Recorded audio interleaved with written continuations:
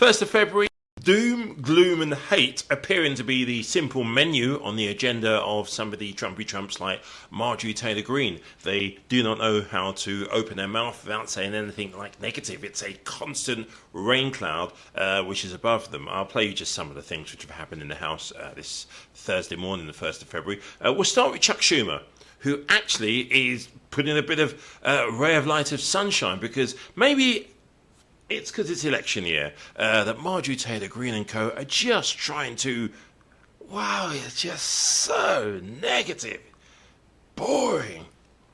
Mr. President, the reports are in, the results are clear. Americans are feeling better and better about where the economy is headed under President Biden and congressional Democratic leadership. When you pass an ambitious agenda like the ones Democrats have passed under President Biden, it can take some time for the effects to take hold. But now we're starting to see these benefits gain momentum. Americans are starting to notice. As a Washington Post headline read this week, falling inflation, rising growth gives the U.S. the world's best recovery. And American citizens have noticed. The University of Michigan showed that consumer sentiment surged by nearly 30% over the last 2 months, the biggest 2-month increase in over 30 years. And earlier this week, another survey by the Conference Board showed American consumers are more optimistic about the economy today than they have been in over 2 years. Let me say that again. According to a new survey by the Conference Board, very well respected, American consumers are more optimistic about the economy today than they've been over the past 2 years. The chief economist at the Conference Board credited the surge in consumer optimism to, quote, slower inflation and, quote, favorable employment conditions. Look, a year and a half ago when Democrats passed legislation investing in the American people, like the Inflation Reduction Act, the hard right predicted America would sink into recession. Instead, the opposite has happened. Jobs are up, the economy is up, wages are up, and inflation has cooled down. None of this happened on its own. It's a result of Democrats choosing to invest in infrastructure, invest in manufacturing and scientific innovation, lowering prescription drug costs, and more. We're seeing big progress across the country. 1 year ago this week, I stood with President Biden to announce historic investment in one of the most important infrastructure projects in the country, the Gateway Tunnel. And just this morning, we learned that manufacturing investment, something that had plagued America for quite a while, is near an all-time high, more than double its highest point during the previous administration. Look, Republicans know Democratic agenda is working. It's why so many Republicans of Congress are openly taking credit for our achievements. All over the country, you see Republicans bragging about projects and jobs that they actually voted against in Congress. The hard right knows they have no real agenda to tout. As one Texas congressman said on the House floor, I want Republicans to give me one thing, one, that I can go campaign on and say we did it. Unfortunately, his options, this Republican congressman, his options are slim because they don't have much to tell the American people about that they did that was good. Without real accomplishments on their own, the hard right is trying to take credit for the things Democrats are doing. It's laughable, and the American people, frankly, aren't falling for it. So make no mistake, we still have a long way to go to make our economy more productive. But Americans can rest assured that under President Biden and congressional Democrats, we are on the right track. I yield. Georgia seek recognition. Mr. Speaker, pursuant to Clause 2A.1 of Rule 9, I seek recognition to give notice of my intent to raise a question of the privileges of the House. The form of the resolution is as follows. Recognized. Censuring Representative Ilhan Omar of Minnesota. Whereas elected members of Congress take an oath to bear true faith and allegiance to the United States without any mental reservation or purpose of evasion. Whereas Representative Ilhan Omar took an oath of allegiance to the United States upon becoming a citizen, declaring, I absolutely and entirely renounce and abjure all allegiance and fidelity to any foreign prince, potentate, state, or sovereignty, of whom or which I have heretofore been a subject or citizen. Whereas on January 27, 2024, Representative Omar gave remarks at an event in Minneapolis in which she made treasonous statements. Whereas Representative Omar said she has spoken to many Somalians who asked her to intercede for the Somali government by pressuring the United States government into certain actions. Whereas Representative Omar assured the Somalians she spoke to, the U.S. government will only do what Somalians in the U.S. tell them to do. They will do what we want and nothing else. They must follow our orders, and that is how we will safeguard the interest of Somalia. Whereas Representative Omar continued, for as long as I am in U.S. Congress, Somalia will never be in danger. Its waters will not be stolen by Ethiopia or others. Sleep in comfort knowing I am here to protect the interest of Somalia from inside the U.S. system.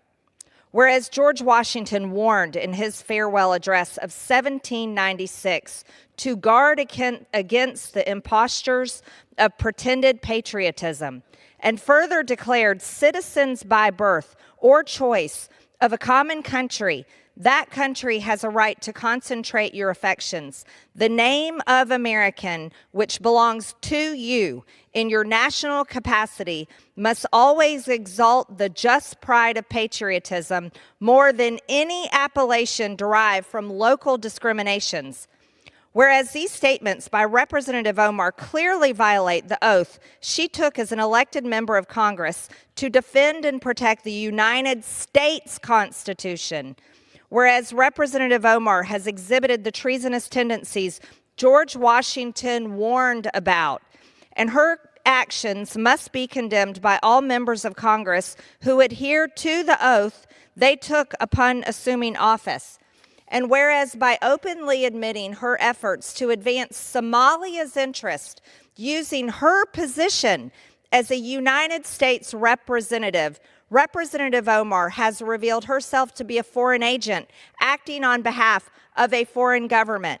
Now, therefore, be it resolved that Representative Ilhan Omar of Minnesota be censured. Representative Ilhan Omar forthwith present herself in the well of the House of Representatives for the pronouncement of censure. Representative Ilhan Omar be censured with the public reading of this resolution by the Speaker, and Representative Ilhan Omar be and is hereby removed from the Committee of the Budget and the Committee on Education and the Workforce.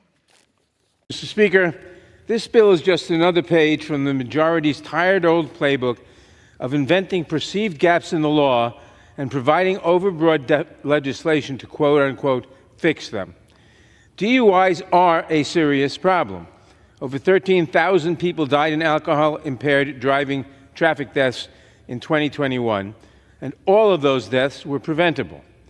But instead of working on proven solutions like improving access to public transportation and ride-sharing programs so that people have alternatives to driving drunk, Republicans are laying the blame for the problem at the feet of immigrants. Now, let me be clear. No one here wants to see individuals who are true threats to public safety eligible for immigration benefits. But our immigration laws already exclude public safety threats from being able to get visas or legally remain in the country. Under our current laws, this includes those who have committed serious DUI offenses. Under the Immigration and Nationality Act, a non-citizen who is convicted of or admits to committing a crime involving moral turpitude, or a CIMT, is generally inadmissible. Likewise, a non-citizen who is convicted of a CIMT, where a sentence of 1 year or longer may be imposed, is deportable. There is substantial case law demonstrating that serious DUI offenses are considered CIMTs under current law. DUI, where the maximum possible penalty is a year or more, and where there is serious bodily harm, hit and runs, aggravated DUI, and a DUI involving driving with knowledge of an invalid, suspended, or revoked license are all CIMTs and are therefore already deportable offenses. This means that under current law, the people who are drinking and driving and putting people at risk of harm are already removable. But the majority is not satisfied with this. They want to deport everyone who has ever received any conviction for any DUI offense. Here's the problem with this approach. Every state has a different standard for how they define and prosecute DUIs. Some states will charge people with a DUI even if they are not actually driving a car. For example, prosecutors in Virginia convicted a man of DUI who was inebriated and asleep in the driver's seat of his car with the keys in the ignition so he could listen to music in his driveway. This case, in which the driver never even left his driveway or even turned his car all the way on, went all the way to the Virginia Supreme Court. We cannot rely on prosecutorial discretion in this type of case. Under current law, the man in this case would not ultimately be subject to removal based on this conviction if he was a non-citizen. But if this bill were to be enacted, such conviction would lead to the deportation of even a long-standing green card holder. If this bill fixed, and remember, we're talking here about long-standing green card holders, not illegal aliens, people who entered the country legally, who may have been here for 20 or 30 years, who have American citizen spouses and children. And if this bill were enacted, such a conviction of sleeping in your own car, inebriated, in your own driveway, going nowhere, would get you deported. If this bill fixed a serious gap in the law, I would be supportive. But this bill doesn't do that. It puts people who are here legally at risk of removal for making even a minor mistake that harmed no one. All at a time when our immigration courts have historic backlogs and Republicans are refusing to provide DHS with the resources it needs to enforce the laws currently on the books. This is purely for show, but I would expect nothing less from a party that has admitted they would rather wait to fix the problems in our immigration system so that President Trump can preserve the issue for his campaign than actually work towards meaningful reform now. I urge members to oppose this legislation, and I reserve the balance of my time. The judge of Washington is recognized. Thank you, Mr. Speaker. I rise in strong opposition to H.R. 6976. Once again, the majority is wasting our time by putting forward a piece of legislation that has zero chance of becoming law and that is extraordinarily broad. No one condones driving under the influence. We should do everything we can to prevent people from getting behind the wheel while intoxicated. But this bill, designed to scapegoat and denigrate immigrants, will not solve the serious problem of DUIs. Public safety threats, including those who have been convicted of serious DUI offenses, are already inadmissible and removable under the Immigration and Nationality Act, and this bill would not change or enhance that. Under the INA, a conviction of a crime involving moral turpitude, where the punishment can be for a year or longer, makes an individual deportable. Courts have ruled over and over again that serious DUI offenses that put others at risk are CIMTs and make the perpetrators deportable.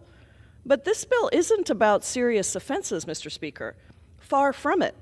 The bill says that a conviction for a single DUI offense, misdemeanor or felony, makes you instantly deportable, and an admission to such an offense makes you instantly inadmissible. No questions asked.